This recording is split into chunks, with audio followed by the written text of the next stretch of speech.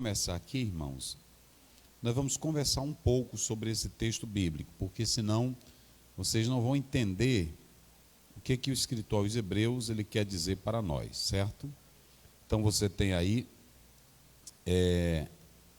esse capítulo 6 e nós vamos ler do versículo 9 até o verso 20. É pouco. Mais de vós, verso 9, mais de vós, ó amados, esperamos coisas melhores e coisas que acompanham a salvação. Ainda que assim falamos, porque Deus não é injusto para se esquecer da vossa obra. Isso é muito lindo, irmãos. E do trabalho, do amor que para com o seu nome mostraste, enquanto servistes aos santos e ainda servis. Mas desejamos que cada um de vós mostre o mesmo cuidado para a completa certeza da esperança até o fim, para que vos não façais negligentes, mas sejais imitadores dos que pela fé e paciência herdam as promessas. Porque quando Deus fez a promessa a Abraão, como não tinha outro maior por quem jurasse, jurou por si mesmo, dizendo: certamente, abençoando te abençoarei, e multiplicando te multiplicarei. E assim, esperando com paciência, alcançou a promessa. Porque os homens certamente juram por alguém superior a eles, e o juramento para a confirmação é, para eles, o fim de toda contenda.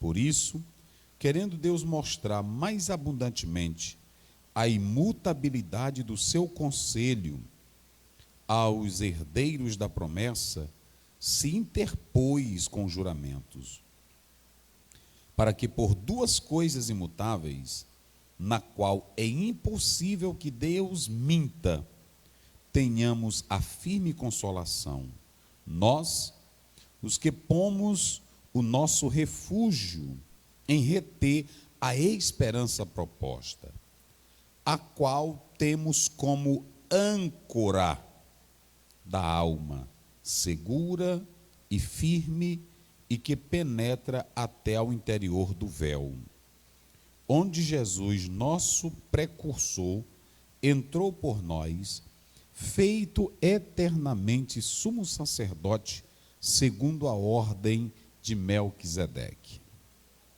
Amém. Uma passagem um pouco longa, mas é necessário para que os irmãos e as irmãs entendam. Eu acredito, minhas irmãs, que Deus vai falar grandemente com todas e todos que estiverem aqui durante esses dias, e nós queremos apenas prefaciar esse momento com essa passagem bíblica, né? Aí está o texto, e nós preparamos uma reflexão bíblica nesta oportunidade para falarmos, pode colocar aí na tela, nós vamos falar hoje sobre a esperança como a âncora, não, é isso, a esperança como a âncora da alma. Digam comigo, a esperança, mas bem forte, participe comigo, a esperança como a âncora da alma. Essa palavra esperança, ela é bem conhecida, meus irmãos e minhas irmãs. Observem que eu coloco aqui que a esperança não é uma coisa, ela não é uma mera filosofia, ela pode ser definida como a expectativa de algo. Interessante que a esperança ela pode ser tanto no aspecto positivo como negativo. Por que nós estamos dizendo no positivo como no negativo? Porque a esperança, sem ela nós não podemos viver nesse mundo. O romano Cícero escreveu dizendo aos doentes: enquanto há vida, há esperança. Esta frase é dele. Mas nós podemos analisar que a esperança, ela é simplesmente uma expectativa. A esperança, ela é um anelo. Vocês podem observar que no céu não tem esperança. A esperança é só aqui. É bem conhecido, lá em 1 Coríntios 13, a Bíblia diz: agora, pois, permanece. Quem se lembra? Permanece a fé, permanece a esperança, o amor. São estes três, mas o maior destes é o quê? É o amor. Por que Paulo, ele coloca, permanece a fé? Porque a fé, ela amplia a nossa visão. Hebreus 11, primeiro, a fé é o firme fundamento das coisas que se esperam de fato, que se não. 2 Coríntios 5, 7, Paulo diz, nós não andamos por vista, nós andamos por... Então olhe para cá, olhe bem para mim. A fé, ela amplia a visão. Aqui está o segredo. E eu queria que cada irmão hoje, que você atentasse, eu vou me deter muito aqui na Bíblia, porque é um momento importante vocês saírem daqui com essa palavra sobre a esperança. A fé, ela amplia a visão. Uma mulher que não tem fé, uma irmã que não tem fé, o mundo dela é limitado, é circunscrito ao seu redor, é pequeno. Uma mulher que não tem fé, que ela diz que é crente, mas ela não tem fé, ela não tem uma visão ampla para compreender os mistérios de Deus. É por isso que quando nós atentamos para essa expressão fé, que o apóstolo São Paulo está mostrando nessa tríade, ele diz, agora pois permanece a fé. A fé é a visão. A fé, ela traz amplitude. A fé, ela te mostra a possibilidade de chegar, de alcançar. Só que muitos não passam do primeiro estágio, ficam só no primeiro estágio. A fé que vence, a fé que abre portas, a fé que realiza sonhos, a fé que traz vantagens, a fé que traz vitória. É muito simples aqui, as irmãs estão cantando, isso é maravilhoso. Eu ouço aqui as irmãs, até o pregador. A vitória é nossa, nós vamos vencer, nós estamos na frente. Só que eu me esqueço que no meio desse trajeto vai ter inveja, vai ter perseguição, vai ter dor, alguém da minha família vai morrer, alguém vai ser atingido. E a ampla visão que a fé me dá. Só que se eu tiver só a ampla visão, vai ser lindo. Mas Paulo coloca no meio desse caminhar a esperança. Paulo está dizendo que enquanto a fé, ela amplia, enquanto a fé me mostra a glória lá fora, mas ele também diz que no meio desse caminhar, eu vou ter dor, eu vou ter lutas, eu vou ter provas, eu vou ter decepção, alguém da família vai morrer, eu posso perder alguém da família. E se eu só tiver a visão da fé, aí eu vou dizer, cadê Deus? Por que ele não me atendeu? Aí Paulo coloca no meio a esperança, porque a esperança é a capacidade para você suportar tudo que a visão grandiosa vai te dar no final. Entenderam agora? Por isso que é muito importante as irmãs analisarem aqui comigo. Nós temos uma fé grandiosa, nós temos uma fé maravilhosa, mas para a gente chegar lá no final, vai ter lutas e problemas. E quem é que vai me fazer eu enfrentar com ânimo, com alegria, com fé? A esperança. A esperança, ela me dá a capacidade de esperar com paciência alcançar as bênçãos divinas.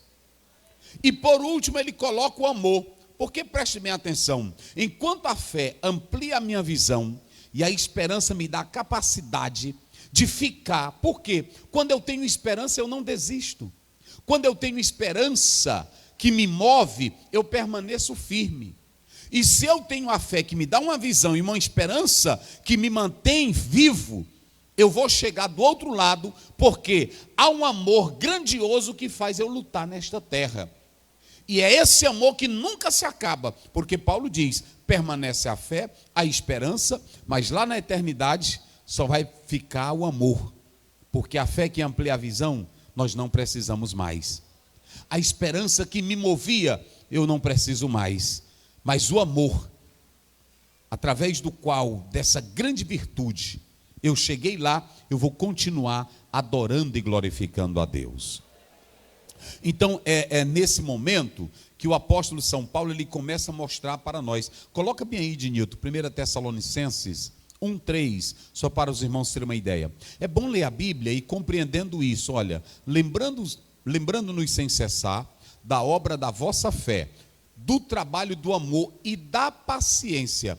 Observem que aqui Paulo ele está deslocando, ele coloca em primeiro lugar a fé, mas ele deveria colocar a esperança, mas aqui ele não está colocando a esperança, ele está colocando em segundo lugar o amor. Veja como é linda a Bíblia. Lá em 1 Coríntios 13 ele diz, permanece a fé, a esperança e o amor. Mas por que ele colocou o amor em segundo lugar aqui? Sabe por quê? Porque Paulo aqui, ele estava vendo que os crentes estavam tendo atritos, estava tendo algumas confusões. Então Paulo agora começa o amor, eles teriam que também suportar o trabalho da fé no amor. Então às vezes você vai ver que Paulo desloca, ele coloca fé, ele coloca amor, ele coloca paciência. Por exemplo, Romanos 12:12, coloca aí, Dinilton, não está aqui, eu estou citando já, não está aqui no texto que eu escrevi, coloca aí, 12:12, só para os irmãos, alegrai-vos na esperança. Aí, em primeiro lugar está o que aí? A esperança. Sede paciência na tribulação, perseverai na oração. Veja que aqui, em primeiro lugar, Paulo está dando destaque à esperança. Obrigado, vamos voltar lá. Então, a esperança, ela é a expectativa de algo. A esperança, ela me motiva. E eu posso ter esperança positiva e esperança negativa. Há um autor, Adams, que ele diz que a esperança, ela nunca tem aspecto negativo. E ela não cabe no vocabulário do nosso português. Porque se eu digo assim no português, olha, eu tenho certeza, ou eu tenho esperança, ou eu espero que isso dê certo. Na Bíblia, a esperança não é hipotética. Na Bíblia, a esperança, ela não tem essa ideia de que eu acho que vai dar certo. Não. Na Bíblia, a esperança é algo que dá certo. Cada crente que serve a Jesus e que glorifica a Deus, não tem essa de achar que vai dar certo, que vai chegar lá. Se você aceitou a Jesus com fé, e se você vive na esperança que Ele vai voltar, e se você é cheio do amor dEle, não é que vai dar certo, alguma coisa, não será se vai dar certo, não, já deu certo, porque você vive a esperança verdadeira. É isso que nós podemos analisar. Mas aqui nesse mundo nós temos aqueles que têm esperança apenas a esta vida. 1 Coríntios 15:19. E se nós limitarmos a nossa esperança apenas nesta vida, nós somos os mais miseráveis, disse o apóstolo São Paulo. Então, queridos, há os que têm esperança negativa. Como é a esperança negativa, pastor Oziel? Vocês sabiam que tem crente que espera um medo? Tem crente que espera uma tragédia? Tem crente que espera, como é que ele espera? Olhe bem para cá para os irmãos entenderem aqui. O Covid pegou a fulana de tal, vai que eu também pegue o Covid. Você está esperando, é uma esperança, é um anelo, é uma expectativa negativa. Fulano de tal morreu, aí você diz, vá que eu também morro. Estão compreendendo? A gente vive essa expectativa de medo. É por isso que, quando eu falo de esperança no aspecto negativo, eu estou falando de uma esperança que você, às vezes, sofre. Tem crente aqui que ele morre, sabe por quê? Só de medo. Ele fica vivendo a vida com medo. Aí ele diz, fulano morreu, Beltrano morreu, fulano pegou Covid, eu também vou pegar. Tem deles aí que colocam 5 máscaras para não pegar Covid. E olhe para cá, deixa eu dizer uma coisa para vocês, olhem bem para mim aqui. Tomar os cuidados é necessário, mas nós não podemos viver com medo. E o crente verdadeiro, ele não fica esperando o mal. Olha o que Jó disse, aquilo que eu mais temia me aconteceu. Sabe qual é o recado de Deus aqui para a igreja esta noite? Para os irmãos que nos escutam? Ouçam bem, não viva com medo. Saiba que essa vida tem altos e baixos, mas você tem uma esperança maior, que é o céu de glória. E outra coisa, a tua vida está nas mãos de Deus. Só quem crê nisso, diga glória a Deus. E se a tua vida está nas mãos de Deus, espere Ele. Não fique esperando o mal. Não fique, será se eu vou pegar o Covid? Será se eu colocar isso? Não, diga, a minha vida está nas mãos de Deus. Ele cuida dela, Ele protege ela. Espere coisas melhores. Amém, irmãos? Então, o apóstolo, o escritor aos Hebreus, ele vai falar isso para nós. Mas eu coloco aqui que nós não temos essa expectativa negativa. A nossa outra expectativa é a expectativa da salvação. Olhem bem para mim aqui. Eu não espero um governo melhor. Eu quero ser sincero. Eu sou um cidadão, eu voto, eu trabalho pelo Brasil, mas eu não espero um mundo melhor. E era isso que Nietzsche tinha raiva de crente. Sabe por quê? Era isso que Karl Marx tinha raiva de crente. Porque eles achavam que nessa ideia que nós temos de falar sobre questões melhores no céu, eles diziam que isso torna as pessoas negativas. Porque eles não querem lutar para esta vida. Não é que nós não queiramos lutar por esta vida. Não, senhores. Só que o crente, ele sabe pela Bíblia que não vem nada melhor dos homens. Só vai vir algo melhor através de Cristo Jesus, o Filho de Deus. Nós podemos contribuir para o bem da nossa nação? Podemos. Nós podemos batalhar pelo nosso país? Podemos. Mas está na Bíblia. O mundo só vai prestar no dia em que Jesus Cristo reinar como Rei dos Reis e Senhor dos Senhores. É por isso que quando você lê o Salmo 146, está ali, eu coloquei, 146, 5, a Bíblia diz: bem-aventurado é aquele que tem um Deus de Jacó como seu auxílio, cuja esperança está no Senhor, seu Deus.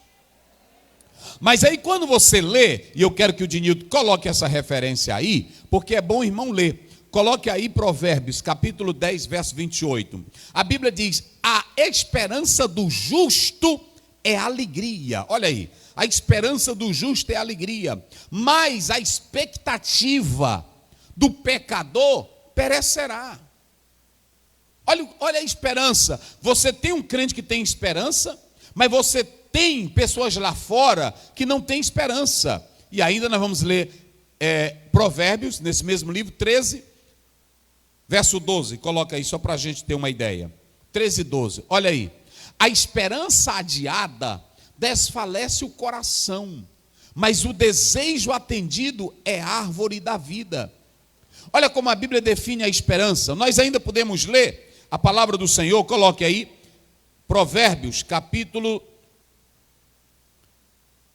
13, versículo 12. Vamos lá. Aliás, 14, verso 32. Coloca aí 14, verso 32. Pela sua própria malícia é lançado fora o perverso, mas o justo até na morte ele se mantém como? Ele se mantém confiante. Então nós temos uma esperança imorredora, uma esperança que nos leva a aguardar a Cristo Jesus. Lá em 1 João 3,3 está escrito: e quem nele tem essa esperança, purifique-se a si mesmo, assim como ele é puro. Então, a nossa palavra aqui esta noite é sobre a esperança como âncora da alma. Mas por que, pastor Aziel? Se vocês analisarem, queridos irmãos, eu coloquei aqui só para vocês terem uma ideia, que essa palavra âncora, ela tem dois sentidos. Ela é uma peça, pode ser de madeira, pode ser de ferro, como aquilo que consta lá no navio, com 3 dentes, mas ela tem uma parte central que faz com que o navio fique firme, ela segura. Então o que é uma âncora? A âncora, ela é um apoio. A âncora é um esteio. Âncora é isso. E a mesma palavra que aparece no texto original, ânquira, é a palavra âncora. E essa âncora fala de apoio, fala de esteio. É por isso que eu disse que não é uma coisa. E a minha pergunta é: e qual é a nossa esperança? E qual é o nosso apoio? Quem é o nosso esteio? No que e em quem nós estamos firmados? Essa é a grande questão. Então nós vamos voltar lá para o texto. Vocês estão aí com a Bíblia aberta. Eu não vou pregar sobre esse capítulo todo, porque ele é bem problemático. Esse capítulo eu divido ele em 3 partes. A primeira, questões rudimentares, você que se quiser, você pode anotar. Questões básicas ou rudimentares, está do versículo 1 do capítulo 6 até o versículo 4. Ou até o versículo 3, essa é a divisão que eu faço. Questões rudimentares, capítulo 6, verso 1 a 3, ok? Matriculados no Colégio de Jesus, capítulo 4 até o versículo 8. E do capítulo 9, e do versículo 9 até o verso 20, aí você tem: de vós esperamos coisas melhores. Essa é a divisão que eu faço nesse capítulo 6. A primeira, questões básicas ou rudimentares, capítulo 6, verso 1 a 3. Aí você tem a questão matriculados no colegiado de Cristo, do versículo 4 ao versículo 8. E do versículo 9 a 20 você tem: de vós esperamos coisas melhores. Então vamos agora aqui para o texto. Esse capítulo, ele é bem problemático. Por que ele é problemático, pastor Aziel? Não é segundo a Bíblia. Ele é problemático segundo alguns intérpretes da Bíblia, segundo alguns teólogos. Por quê? Porque se vocês analisarem o texto, aqui a Bíblia está mostrando que os crentes dessa época de Hebreus, ouçam bem, os crentes da época que o escritor aos Hebreus está escrevendo esse capítulo, eles estavam, na verdade, sem crescimento, sem avançar, sem maturidade. Não é que eles não tivessem conhecimento, eles tinham conhecimento. Eles tinham conhecimento. Só que o problema é que o conhecimento que eles tinham era para coisas básicas, elementares, rudimentares que eles já sabiam. Ou seja, o escritor, quando ele fala nesse capítulo, o desejo dele era que os crentes crescessem para alcançar a maturidade. Mas os crentes, eles estavam se prendendo em discussões banais, em discussões básicas. Eu vou dar um exemplo aqui. A irmã aceita a Jesus, o irmão aceita a Jesus. E ele já sabe que tem que ter santidade, ele já sabe que tem que andar na verdade, ela já sabe que tem que andar na palavra, já conhece a Bíblia, já sabe o que é oração, sabe o que é servir a Deus. Mas de repente, essa pessoa não quer sair desse nível, quer continuar apenas nesse nível. Tem crente na igreja que tem 40 anos, 50 anos de crente, ele não tem estrutura para nada.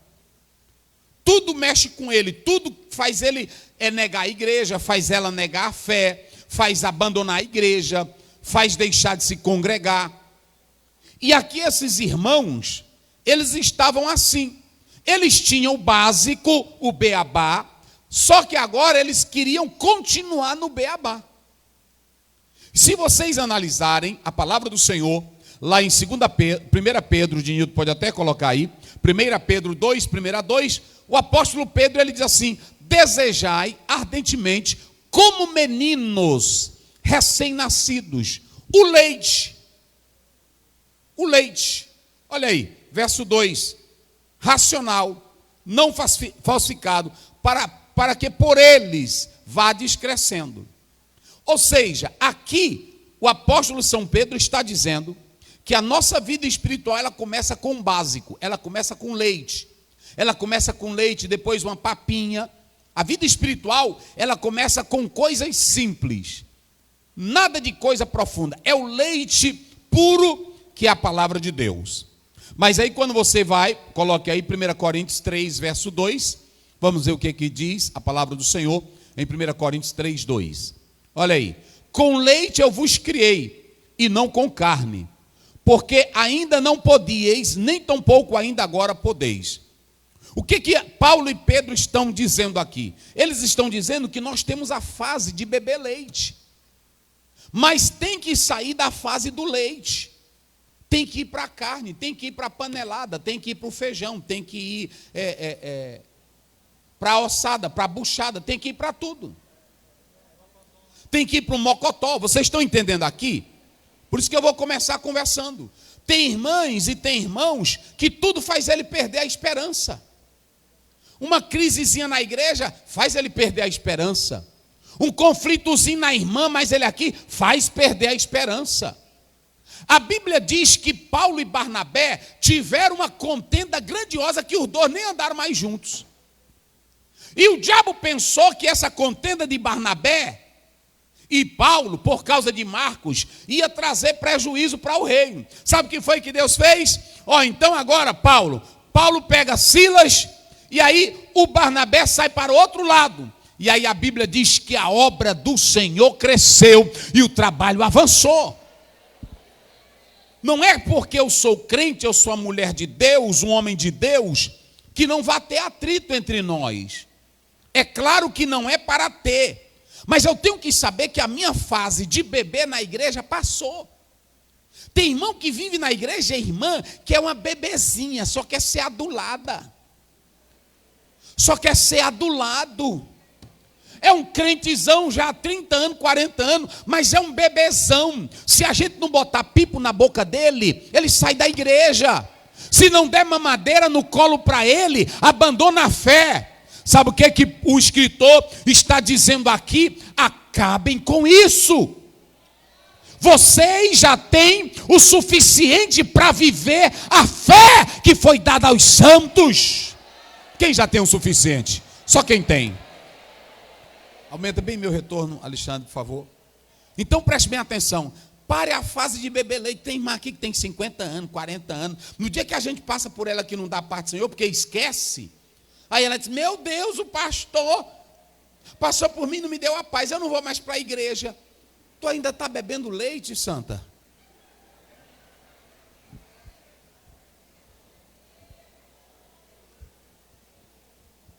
O escritor, ele começa dizendo, olha, vocês estão no básico. O que era o básico aqui deles? Eles estavam querendo, olha como eram esses crentes, receberam o evangelho, receberam a salvação, e eles estavam discutindo, olha aí no texto, eles estavam discutindo, primeiro, sobre os rudimentos da doutrina de Cristo. Olha o que eles estavam discutindo.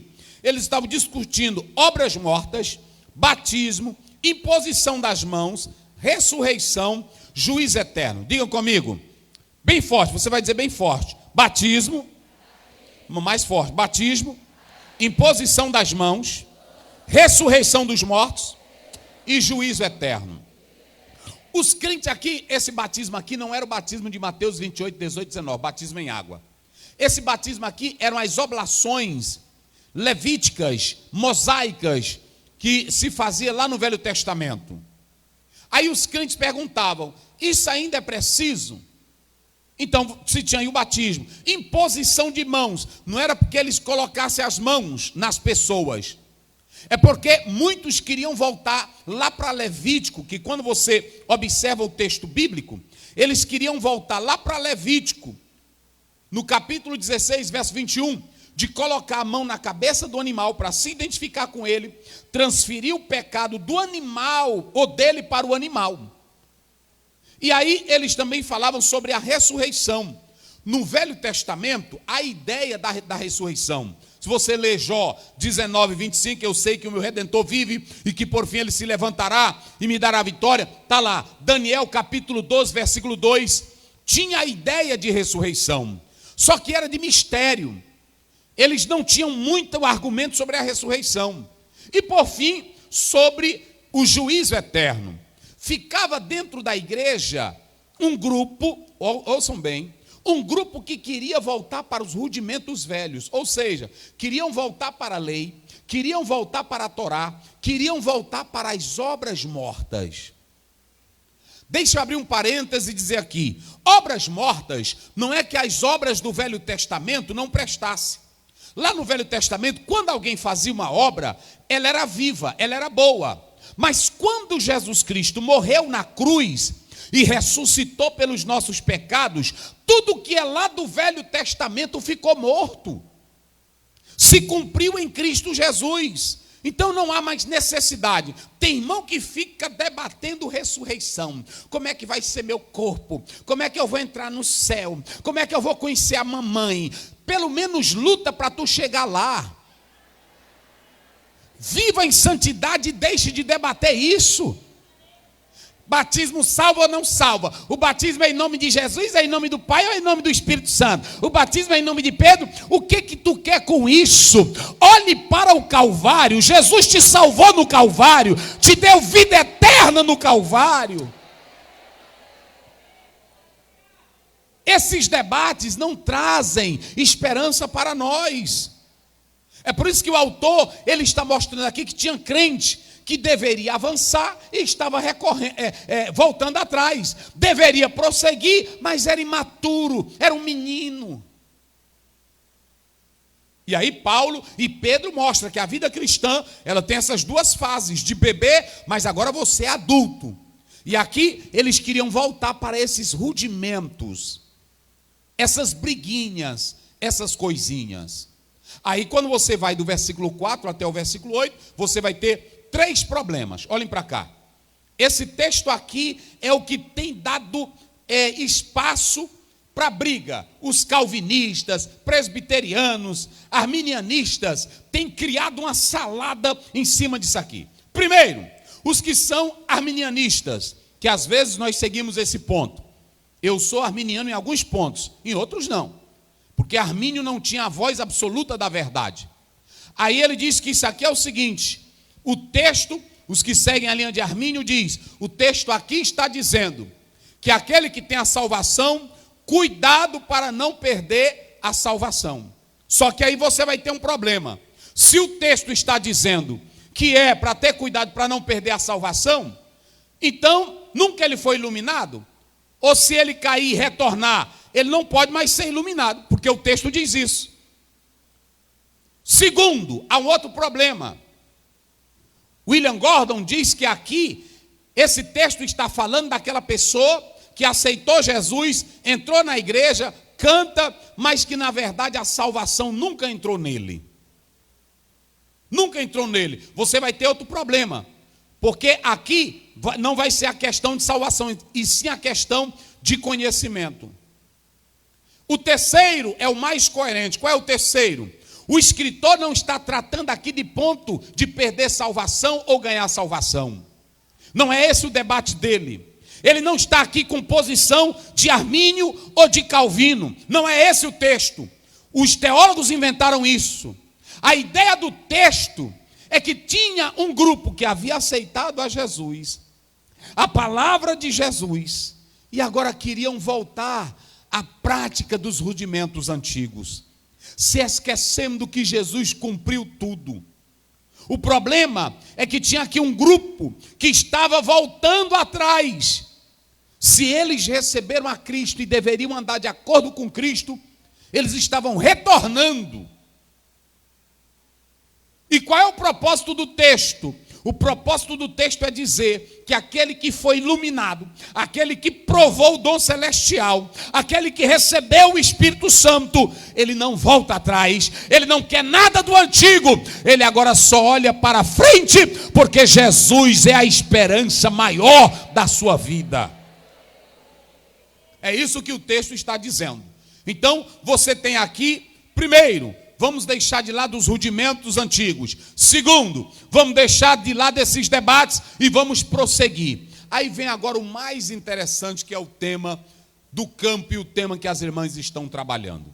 Vocês podem observar, irmãs e irmãos, que a partir do versículo 9, o escritor coloca lá de Newton, verso 9, de Hebreus 6:9. Olha aqui a diferença. 6:9, coloca aí. Essa passagem bíblica, ela diz assim: mais de vós, ou seja, ele deixa de lado o grupo que quer seguir a velha tradição, ele deixa de lado o grupo que quer debate, ele deixa de lado o grupo que quer confusão, porque nenhum homem de Deus, nenhuma liderança, nenhuma irmã pode perder tempo com quem não quer avançar.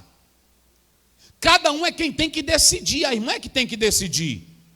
Às vezes, quando eu cheguei aqui no campo, eu me preocupava muito com o irmão, com a irmã, de eu estar lutando com ele. E às vezes eu vejo que eu luto e a irmã não quer nada.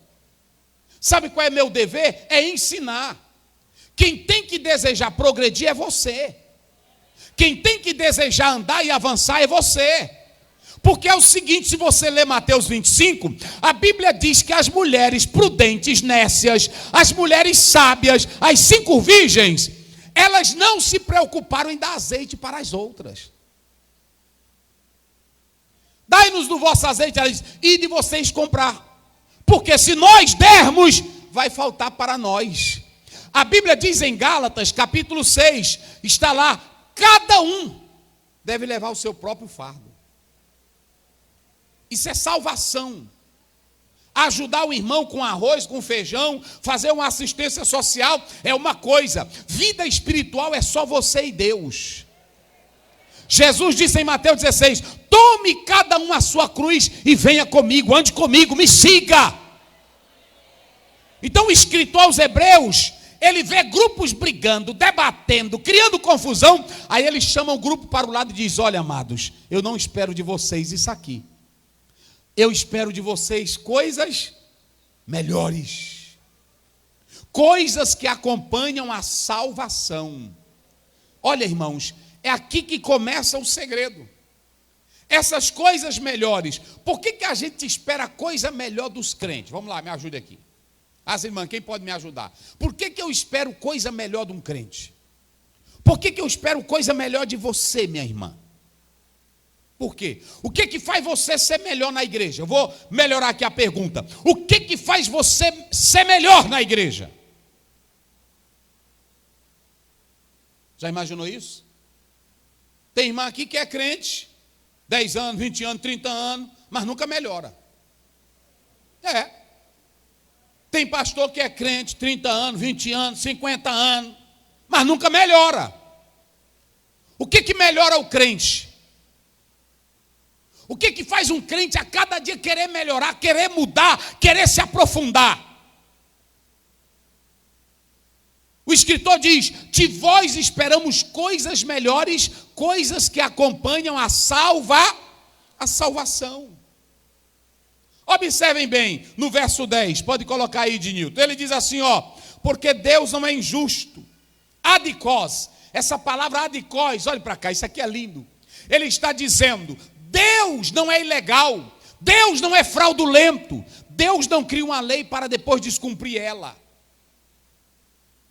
Ele está dizendo que quem vive fielmente para com Deus, Deus não vai te deixar na mão, Deus não vai te abandonar.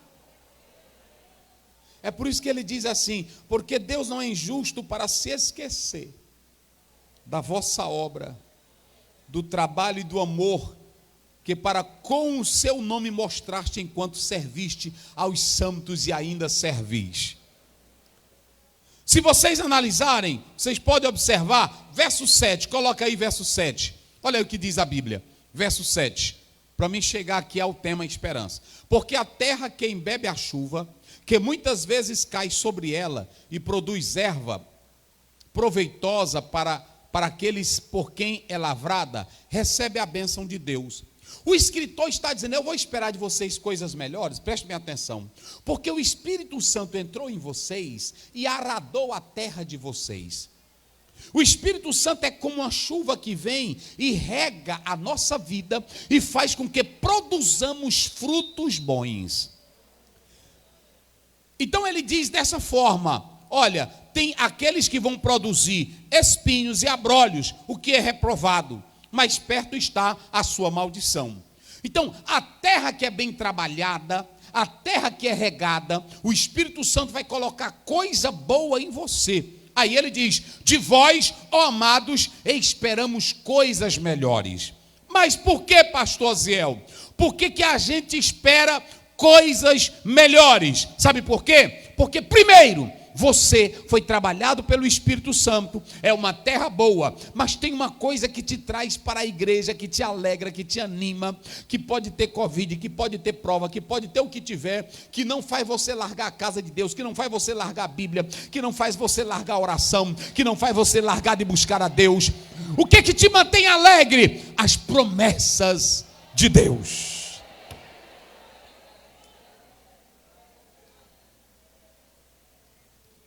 Queridos, esse texto diz para esses irmãos que estavam querendo o grupo que já tinha sido aliciado. E o escritor chama a parte do outro grupo e diz: vocês não podem fazer parte daquele grupo ali, porque vocês são salvos. Terra trabalhada, vocês são aradados e aguados pelo Espírito Santo. Vocês têm uma esperança.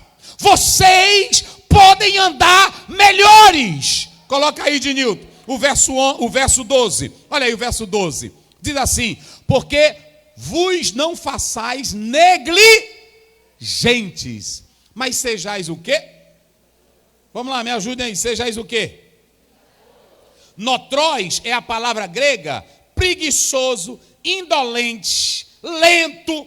Olha aqui, sabe por que Abraão, o escritor aqui está dizendo, tem um grupo aí que está discutindo que é para voltar para a lei, que é para guardar isso, que é para fazer aquilo, mas eu quero dizer para vocês, amados, vocês já foram trabalhados pelo Espírito Santo, é uma terra que ele está aguando, vai dar frutos bons, amados, vocês têm a promessa maior, a promessa do Pai eterno, amados, vocês têm em quem se espelhar. Olha para cá, vocês têm heróis na Bíblia que conseguiram, através de tudo, vencer e não desistir.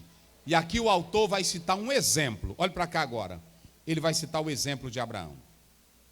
Não houve homem na Bíblia mais cheio de esperança do que Abraão. Mas eu disse assim, o que é a esperança? É a expectativa de algo. Deus chama Abraão, Gênesis 12, e Abraão sai sem saber para onde vai. Mas ele sai com uma promessa, Gênesis 12, 3. E abençoarei os que te abençoarem, amaldiçoarei os que te amaldiçoarem, mas se tu uma bênção, Gênesis 15, eu vou te fazer como as estrelas do céu. Aqui é uma promessa, mas Abraão vai caminhar na fé, no meio de muitas lutas. E aqui o escritor aos Hebreus, ele diz, olhem para Abraão, vejam a vida de Abraão, imitem a Abraão. O espelho de vocês, o exemplo de vida para vocês é o patriarca Abraão. Deus chamou Abraão lá atrás e fez uma promessa: eu vou te levantar, eu vou te fazer uma grande nação. Mas a Sara, meu Deus, ela já passou o período de dar luz. Acredita em mim, só glorifica o meu nome, espere em mim que eu vou cumprir a promessa. E a Bíblia diz que naquele tempo os homens faziam juramento, mas Deus não tinha por quem jurar, porque Ele é o maior. Aí a Bíblia diz que Deus jura por si mesmo, dizendo assim: Abraão, eu vou cumprir a promessa na tua vida. Isso aqui é lindo, meus irmãos. Eu vou cumprir a promessa na tua vida. Abraão se apega a essa promessa de Deus. Deus dizendo que vai lhe abençoar. Lá no 22 de Gênesis, ele diz que acreditava que até da morte Deus poderia ressuscitar o seu filho. Agora olhem para cá, vejam bem, eu pergunto aqui às irmãs, Abraão cheio de esperança, teve momentos que ele quis desistir? Sim ou não? Sim ou não? Abraão cheio de esperança, ele passava por lutas? Sim ou não? Abraão cheio de esperança, às vezes ele se precipitava na sua decisão? Sim ou não? Só que uma coisa, a cada dia, quando ele pensava em desistir, essa esperança levantava ele, essa esperança animava ele, porque ele olhava para a promessa que Deus havia feito para ele. Queridos e queridas, sabe qual é o nosso problema? Prestem bem atenção, o nosso problema é que a gente pensa que ter Cristo, ter a esperança, ter o Espírito Santo, a coisa vai melhorar do dia para o outro, da noite para o dia. Observem que a Bíblia diz aqui que Abraão viveu crendo na promessa que Deus havia feito. E o mais lindo, coloque aí, Dinilton, verso 15. Coloca o verso 15 para as irmãs. Olha aí. E assim, esperando com... Leia, irmã, vocês mesmo. Esperando com o quê? Não, leia mais forte vocês.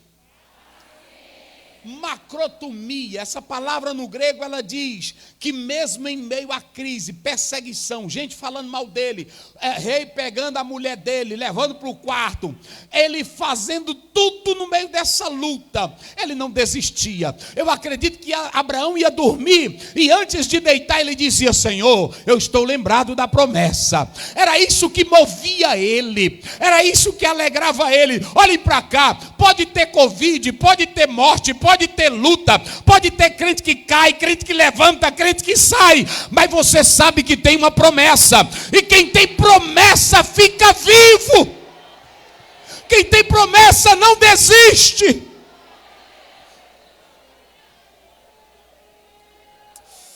Aleluia. Aleluia.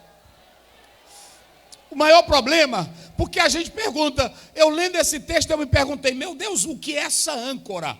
A âncora, irmãos, é um instrumento de ferro. Eu falei que ela é um esteio. O navio pode ser grande como for, quando joga a lança, a âncora, ele se firma, ele para ele. Sabe o que eu quero dizer aqui? Pode ter luta que tiver, pode vir a prova que vier, mas tu tem uma base, tu tem um esteio, tu tens um apoio, tem um ferro grande que para você e te sustenta.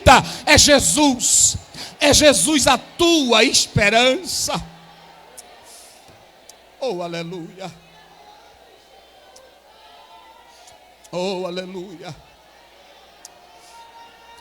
Sabe por que eu disse que hoje eu queria falar paulatinamente com vocês? Porque esperança é anelo, esperança é expectativa, esperança é certeza. E quem precisa de esperança, pastor Azel? Olhe bem para cá, olhe para mim aqui. Quem precisa de esperança? Observe o texto que Abraão, ele sai com uma promessa. Mas ele sai com a promessa, ele sai com amor, ele sai com a fé e ele sai com a esperança. O maior exemplo, irmão, que você tem que olhar aqui é para Abraão. Abraão, ele sai com a esperança, mas não deixa de ter prova. Abraão, ele sai com esperança, mas não deixa de ter luta. Abraão sai com esperança, mas não deixa de ter inimigo. Abraão sai com esperança, mas não deixa de lutar na vida. Abraão sai com esperança, mas não deixa de ter morte. No meio da jornada, morreu a Sara. No meio da jornada, problema para a casa dele. Mas Abraão nunca desistiu. Ele acreditou na promessa e esperou com paciência. Eu li de um certo autor que dizia, falando a conselheiros pastorais, e ele dizia: quem precisa de esperança? Vocês já imaginaram, vocês estão aqui? Digam comigo, aqueles, diga bem forte, aqueles que estão com medo. Quem aqui está com medo? Quem está com medo aqui? Eu sei que você é pentecostal, talvez você vai dizer que não tenha medo. E tem uns aí que até querem se amostrar e pensa que eu acredito, mas eu não acredito. Ele diz: eu não uso máscara, eu não tenho medo de nada. Nada ele tem. Tanto quem usa máscara como quem não usa tem medo. Olhe para cá. Agora tem aqueles que têm tanto medo que esses precisam de esperança. Medo de que vão morrer. Medo de que o mundo vai já se acabar. Existem pessoas aqui que estão tão medrosas que precisam de esperança. Quem precisa de esperança? Aqueles que, na verdade, estão vivendo tempos e datas cheias de problemas. Vocês se lembram que quando Jesus Cristo, lá no 9 de João, ele vai curar o homem, vocês sabem que o cego, aquele homem era cego de nascença. E Jesus faz o seguinte, Jesus pega e coloca o lodo nos olhos dele. Por que Jesus não curou ele de imediato? Porque aquele homem nunca tinha visto. E Jesus queria, através daquele lodo, passando nos olhos dele, criar nele uma esperança.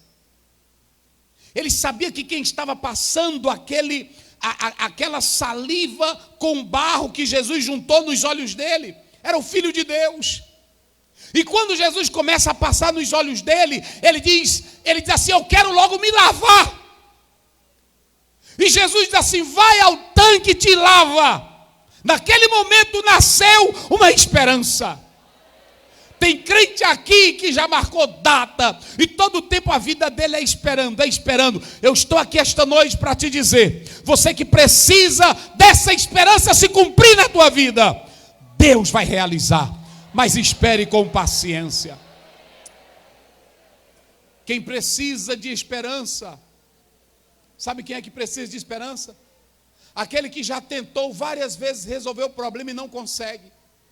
Se você abrir a sua própria Bíblia, querido irmão e querida irmã, lá em São Mateus, capítulo 9, versículo 20. Quanto tempo aquela mulher sofria do fluxo de sangue? Quanto tempo? Aí vocês sabem, quanto tempo? Não, mas diga bem forte, quanto tempo? Diga mais forte, quanto tempo? Agora, ela tinha um problema, sim ou não? Ela deixou de lutar pelo problema dela? Ela foi em tudo que é médico, sim ou não? Gastou o dinheiro dela, sim ou não? Sabe quem é que precisa de esperança? Aquele que tem um problema que parece que não vai se solucionar nunca, mas o Jesus que você adora, se você tiver esperança nele, uma hora o milagre chega na tua vida. Sabe quem é que precisa de esperança? Aquele que tem desejo de se suicidar, porque perdeu o sentido da vida, acha que não vale a pena mais viver. E eu li um autor que dizia que há duas saídas para isso. 1 Samuel 2,6. Tu entenderes que a vida vem de Deus. A Bíblia diz, é Ele quem dá a vida e a tira. Sabe qual é a outra maneira de se evitar o suicídio? É você compreender que com Jesus você pode ter uma vida melhor e cheia de vitória. Essas pessoas precisam de esperança. Mas eu ainda coloquei aqui, queridos irmãos e irmãs, que precisam de esperança, aquelas pessoas que estão sem esperança, que a esperança dela foi pisoteada, foi desfeita. Quantos crentes nós não temos na igreja que não creem mais em pastor, não creem mais em igreja, não creem mais em Bíblia? Por quê? Porque já viveram tantas coisas que estão sem esperança. Mas eu estou aqui para dizer que a tua esperança pode ser renovada em Cristo Jesus, o Filho de Deus, e o milagre acontecer na tua vida. Queridos irmãos, também sabe quem é que precisa de esperança? Aqueles que tentaram e não conseguiram. Há muitos crentes aqui que tentaram. Eu já tentei, pastor Ziel, eu já fui atrás, mas eu não consegui. E tem um problema que eu quero corrigir aqui hoje com as irmãs.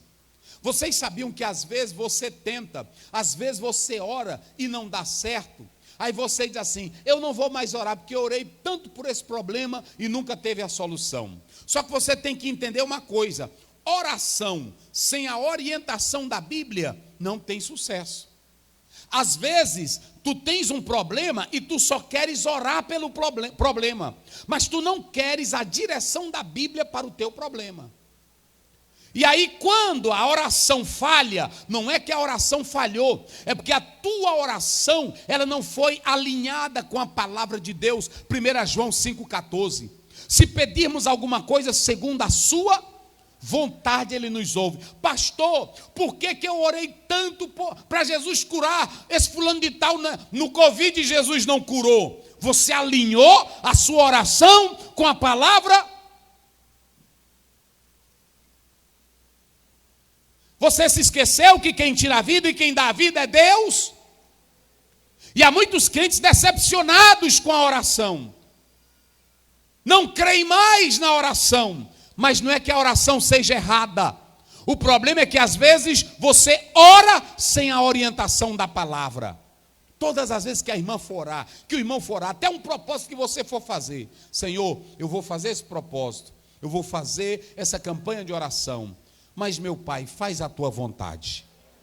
O meu desejo, o meu anelo, Senhor, é que cure, é que transforme, mas Senhor, Tu és soberano. O Senhor é que sabe o que é melhor para a minha vida. Decide a minha jornada, mas eu estou confiante e esperando em Ti, porque o Senhor é o Deus da minha vida.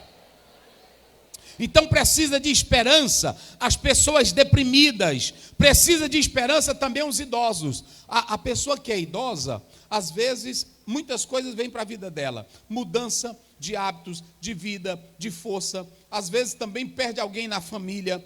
Por exemplo, a esposa perde o esposo perde a esposa, aí diz assim, eu não sei viver. Não, tem que centralizar a vida. A Bíblia diz claramente, quando você atenta para a palavra do Senhor, você vai compreender isso. A palavra do Senhor, ela deixa bem claro, ensina-nos a contar os nossos dias. Tem até pessoa de idade que diz assim, olha, você quer ensinar papagaio a falar? Não, papagaio você pode até ensinar ele. Agora o velho, não existe idade para deixar de aprender. Todo o tempo a pessoa idosa pode aprender. Não é porque você tem 80 anos, 70 anos, 90 anos, que você agora vai deixar de aprender. Há muita coisa que sobre a santidade de Deus, você pode aprender na vida toda.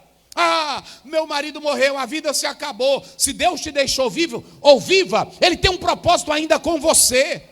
Nós temos que entender que quem tem vida tem esperança, mas não desista enquanto você estiver aqui.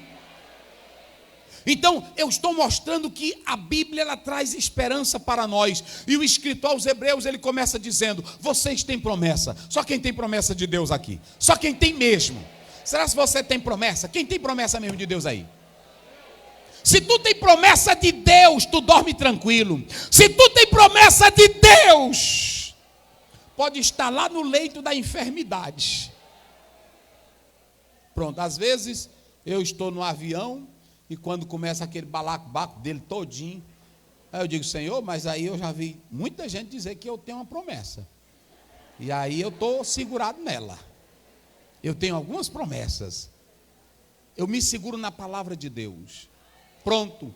Mas tem outra coisa que vocês podem seguir avante com os bons exemplos. Olhem para cá. Irmãs, vocês querem continuar com esperança? Olhem para os bons exemplos. Quem é o bom exemplo que a irmã pode seguir? Eu olhava para a minha vizinha, eu pensei que ela era crente. Não é a tua vizinha. Eu olhava para o irmão, não é o teu irmão. Olhe para Abraão. Abraão aguentou até a última hora. O Senhor lhe deu um filho, já na velhice, mas ele esperou com paciência. Você tem um exemplo de pessoas. E aqui eu vou finalizar colocando 3 coisinhas. Coloca lá, Dinildo. A esperança como âncora da nossa alma. Diga comigo bem forte, ela é um refúgio para o crente. Ou seja, tendo a certeza de que um tempo melhor virá. Queridos, queridas, ouçam bem o que eu estou dizendo aqui nessa passagem bíblica. Eu estou dizendo que Hebreus, enquanto alguns estavam querendo voltar para o tempo velho, para o tempo da lei, enquanto alguns estavam querendo voltar para o velho judaísmo, o escritor aos Hebreus, ele diz, amados, nós estamos esperando de vocês coisas melhores, porque um tempo melhor vai chegar aí. E qual é o tempo melhor? A esperança como âncora, ela é algo que cria uma expectativa em nós. E a expectativa em nós é que um tempo melhor vai vir para nós. Levanta a tua mão e profetiza isso comigo. O mundo está vivendo a Covid, países sendo massacrados, como no Afeganistão, doença para todo lado, câncer, miséria, desgraça, mas a igreja sabe que um tempo melhor vai vir aí para nós. Oh, aleluia. Oh, aleluia.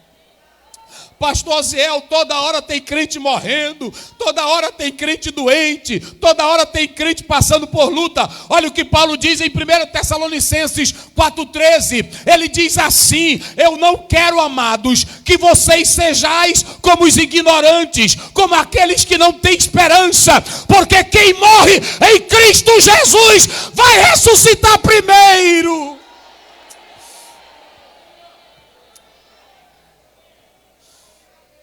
Quem é que tem essa esperança? Lê aí, coloca aí. Jó 14, verso 7 de Nilton. Só para os irmãos terem uma ideia. Isso aqui, irmão, é para crente. Tem crente que não entende isso. Vai vir um tempo melhor. O que nos move, o que traz para a igreja, o que nos leva a cantar, está lá em 1 Coríntios 15, está lá em 1 Tessalonicenses 4, está aí. Porque a esperança para a árvore cortada. Aleluia.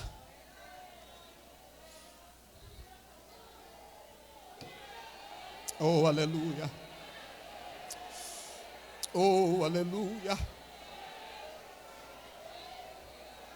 Oh, aleluia.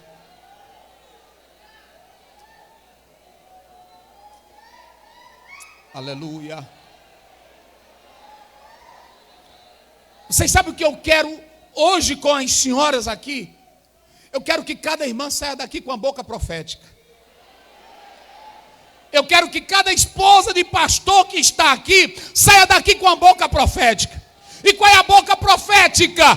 Deus tem um tempo melhor para nós.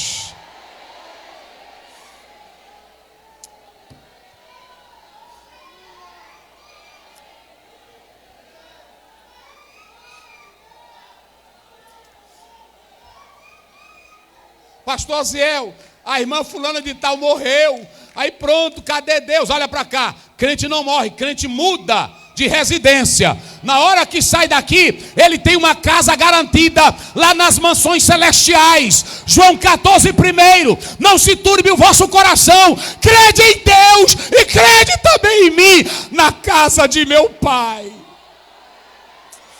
há muitas moradas. Volta lá o texto, volta lá. Volta lá o texto, Jó 14, 7. Foi cortado.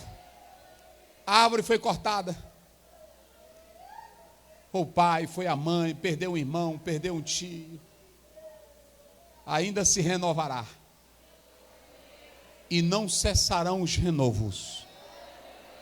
Em segundo lugar, coloca lá de Newton. A esperança como âncora. Ela é uma segurança para o crente. Porque ele dá o quê? Firmeza espiritual. Irmãos, eu não posso iludir vocês. Eu não posso enganar vocês. Às vezes, e eu acho bom, eu acho lindo quando a igreja glorifica, quando os irmãos pulam. Eu acho gostoso. Agora tem muitos que no meio da caminhada não tem a firmeza. E olha para cá, sabe o que é firmeza? Olha para mim aqui. É você ter a promessa. Se o tempo estiver bom, amém. Mas se não estiver bom, tu está lá do mesmo jeito. Se tem Covid, vamos orar. Mas se não tem, amém também. Sabe como era Abraão? A crença de Abraão. Ele tinha promessa. Ele tinha uma promessa, ele se agarrou nela, mas vivia a vida normal. Você vai ver Abraão trabalhando, mudando de uma cidade para outra, atrás de pasto para o gado dele. É porque a gente pinta de modo diferente. Eu quero a fé de Abraão. Eu quero. Não, ele vivia normal. Ele vivia normal. E sabe como é que ele vai alcançar a bênção? Um dia, lá no capítulo 24 de Gênesis, ele até entrou em crise. Ele disse: meu Deus, tu disseste que ia dar uma herança para mim, uma família, e eu já estou nessa idade. Eu acho que quem vai ser o herdeiro é Damasceno Eliezer. Deus disse: eu não já te disse que eu vou te fazer como as estrelas do céu, e de ti vai sair um menino. Olha para cá, fica firme. Sabe o que é âncora? Olha para cá, a âncora, ela pega um naviozão grande e para ele. Pode a água balançar, pode fazer, ele fica lá. Jesus, que é a tua âncora, é a tua firmeza.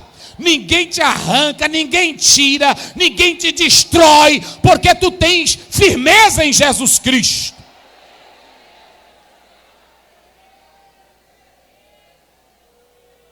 Está aí. Coloca aí, Newton, na tela. Eu não vou ler todos, mas coloca aí 2 Coríntios 7 primeiro, só para os irmãos terem uma ideia. Olha aí, vai lá, coloque aí. Firmeza. Ora, amados, nós que temos tais promessas. Está aí, meus irmãos. Quem tem promessa, viva a vida de santidade, se purifique da imundícia, da carne e do espírito, aperfeiçoando a santificação no temor de Cristo. Sabe o que é que o escritor está dizendo aqui? Aquele que tem esperança é firme. A irmã tem que ser firme. Pronto, se preparou. Eu acho lindo na Bíblia, quando a gente vai para 2 Reis capítulo 4, a mulher chega lá no profeta e diz: teu servo morreu, que era o marido dela. Pronto, se ela fosse uma mulher, é porque tu sabe, eu orei tanto para Deus não deixar meu marido morrer, e por que aconteceu? Não, ela tem firmeza. Pronto, continue na mesma marcha. Eu sei que não é fácil, mas você que tem Jesus, aguenta firme, porque essa é a sua âncora. Âncora é firmeza. E em último lugar, coloque aqui, a âncora como esperança. Ela é uma segurança, ela é uma confiança plena para o crente. Olha aqui, irmãos, o escritor aos Hebreus termina dizendo assim: a qual temos como âncora da alma, segura e firme, que penetra até o interior do véu. Sabe o que é mais importante? É que no Velho Testamento tu precisava de alguém para interceder por ti. Agora no Novo Testamento tu tens uma nova confiança, que é Jesus Cristo, que agora tu não precisa de pastor, tu não precisa de sacerdote, tu não precisa de intermediário para entrar no céu. A qualquer hora você dobra os joelhos e entra na presença de Deus com confiança. Hebreus 10:19. Temos a ousadia de entrar no Santo dos Santos. Por quê? Porque Jesus abriu um novo e vivo caminho. Então eu quero que você saia daqui sabendo que a esperança como âncora, ela traz 3 coisas para você. Ela é confiança plena, está aí. Ela é, segundo, uma segurança para o crente. E em primeiro lugar, ela é um refúgio. Então a âncora, ela é refúgio para o crente, segurança para o crente e confiança plena para o crente. Fique de pé, eu quero orar por você, para que você saia daqui com essa esperança. A esperança de que a sua vida está guardada em Deus. Coloque a Bíblia no banco, coloque a mão no seu coração. Eu queria que você, que está me ouvindo agora, e os irmãos e as irmãs que aqui estão, não vamos gastar nosso tempo com debates, não vamos gastar nosso tempo com outras coisas. Mas eu quero que você saia daqui, minha irmã, sabendo que você pode ser uma voz da esperança lá fora, falando de um tempo melhor que pode vir para qualquer pessoa, porque você aguarda esse tempo melhor. E se você entrou aqui pensando em desistir, com medo, se você entrou aqui deprimido, oprimido, se você entrou aqui sem esperança, Jesus Cristo hoje Ele vai te dar esperança. Ele vai renovar essa esperança. E olhe para mim aqui, não tenha medo. Viva na terra confiando na promessa que Deus já te fez. E a promessa dele está aqui. Senhor Deus, eu quero te pedir agora, Senhor, por cada irmã que está aqui, que veio para esse congresso. Senhor, que cada uma saia daqui, ó Deus, sabendo que a esperança é o melhor refúgio para ela estar. Que a esperança, Senhor, gera confiança para a tua filha. Que a esperança dá ousadia para ela entrar no Santo dos Santos.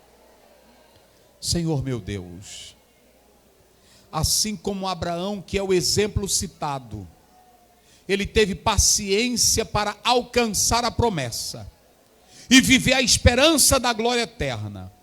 Que cada um dos teus filhos e filhas aqui esta noite saiam daqui, Senhor, certos que nós vamos continuar firmes, sem desistir da fé. Pode ter luta, pode ter batalha, pode o tombo nos atingir, Senhor, mas nós vamos nos levantar porque o Senhor está conosco e a vitória é nossa em nome de Jesus. Agora cada irmã levante a sua mão para os céus nesta noite. Cada irmã aqui é uma voz de Deus na terra.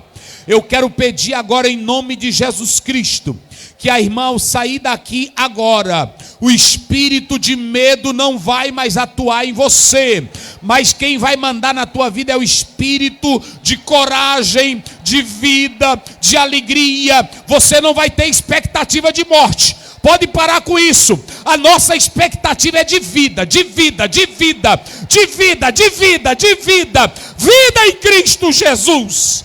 Senhor, enche a tua filha agora de poder e de autoridade. Cada uma vai entrar no Santo dos Santos pela fé.